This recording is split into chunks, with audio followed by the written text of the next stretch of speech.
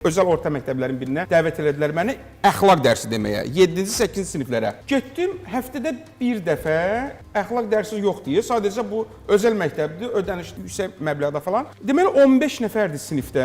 Bunlardan ikisi, üçü çox dəcəl uşaqlar deyə ipə sapa yatmırlar, dəhşət. Mən getdim müdiriyyətlə danışdım ki, bunların valideynləri necə adamdılar, nətər? Dedilər, ay müəllim, bunlar bir firon belə xarakterli adamlardır, valideynləri. Yüksək məbləğdə pul ödəyirlər məktəbə. Deyirlər ki, mənim uşağımı sən tərbiyələndirməlisən. Uşaq da canavar kimidir, evdə görməyib, gəlib bura.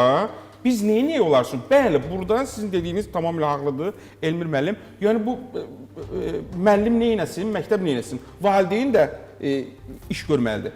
Amma o tərəfdən də tam məsuliyyəti götürmək ki, heç bir məsuliyyəti yoxdur, yox.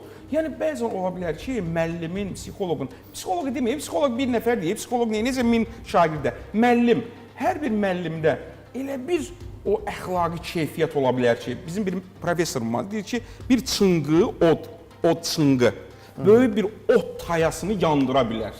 Çünki çınqı özü yanır. O müəllim özü yansa, məsuliyyəti başa düşsə, Azərbaycanın milləti, dövləti, gələcəyini, bu uşağın gələcəyini başa düşsə, onda o uşağı yandıra bilər müsbət mənada, yəni dəyişdirə bilər.